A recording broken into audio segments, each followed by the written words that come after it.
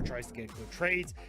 You also get the, so even as when you're playing support Trundle, you want to use the subjugate to like focus down one target, and if that isn't going to be in the bottom side, you can very quickly steal away stats from the Mumu, completely disintegrate the Mumu, steal away stats from the Draven, and you've got a little single target damage coming through from Beishuan and Kepler as well, so that could actually work out incredibly well. So yeah, it is going to be Yao piloting the Trundle. It's been a hot minute, but I think being able to, if Yao's on point, the Trundle pillars can interrupt the bandage tosses. We'll have to see if he can do it again.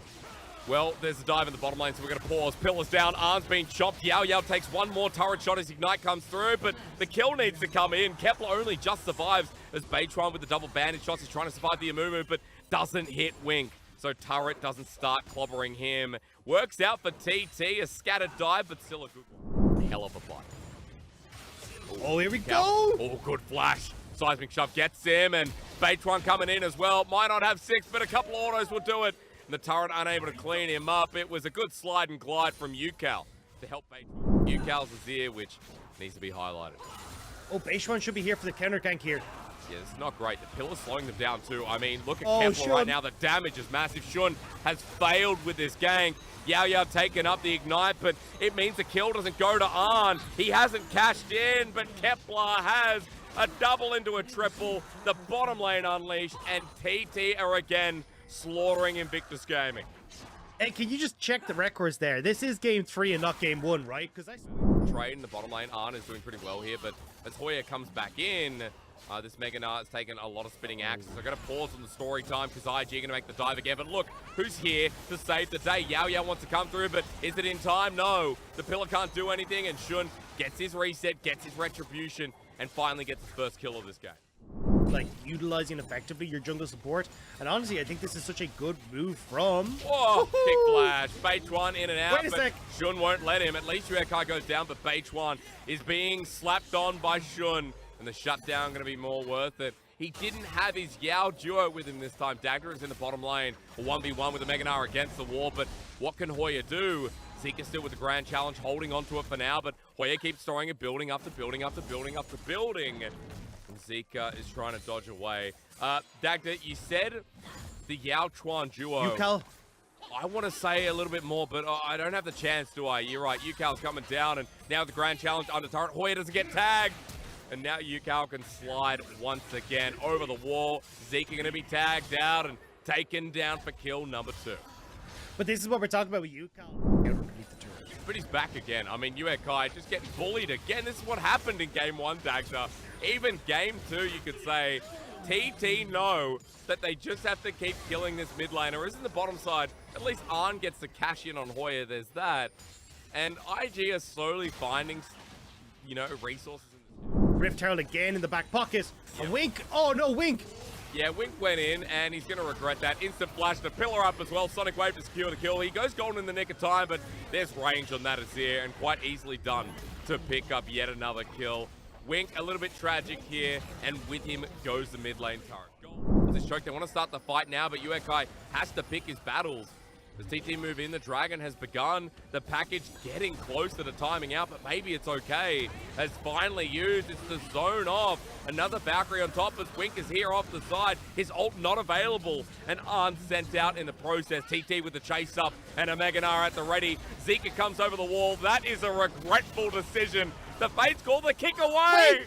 Oh, Beitwan, you've been looking so good until that, but with the TP in the middle, I think it's still going their way as TT pick one side and IG another. At least the reset comes through from Sean, but he's struggling to get the Sonic Wave as Kepler is dipping, docking, diving, dodging, getting hit with a wrench in the process, Arn flushing over. It's blood work for Invictus Gaming as Hoya keeps firing away, trying to take down this Draven. But he tried at his might, and TT is still the victors. TT able to take it out of the hands of IG. It was a glorious attempt, but just not enough in the tank. The Eclipse Healing not able to raid that Dragon for the Baron. Maybe. I mean, look, at this point, as Beitwan finds the Sonic Wave, TT looking more aggressive. That Bait's call just for the pillar, and the kick flash from Beitwan onto Uekai once again. Arn is now isolated here, and that is a combo we wanted to see as Ucal gets another beautiful engage here. The slide and glide, and meanwhile, the Yao Chur combo in the support jungle. once again trumps IG. It's BEA beautiful from TT. Absolutely gorgeous play coming through from Beishwan. The Azir ultimate from UCal on point.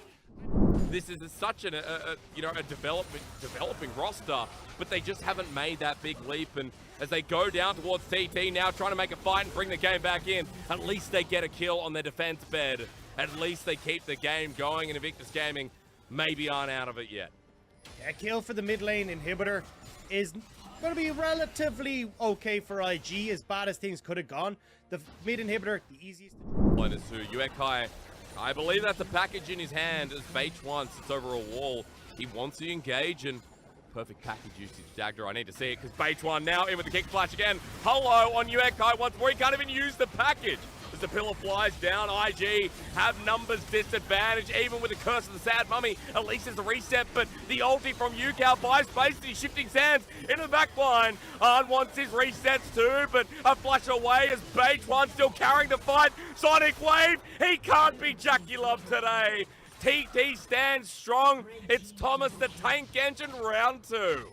On was so close to carrying that fight. Zika got the ultimate popped, and that's when we saw IG kind of rouse themselves and see if they could finally win one engage. But I don't think we're over, Hysterics. That inhibitor respawning means that TT are going to go back towards Baron. This one will drag on.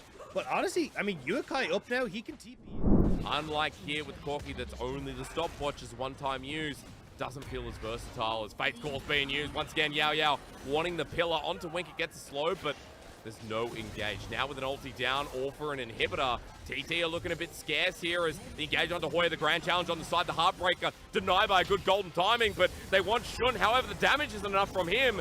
IG now front to backing here as Zika gets out in the nick of time for UCal. Once again in the back line, Empress Divide, not on Arn though, as Shun goes golden. TT, no, now with the numbers advantage. It should be better this time as Kepler has found himself the window. A double turning into a quick triple, turning into Hoya jumping forward.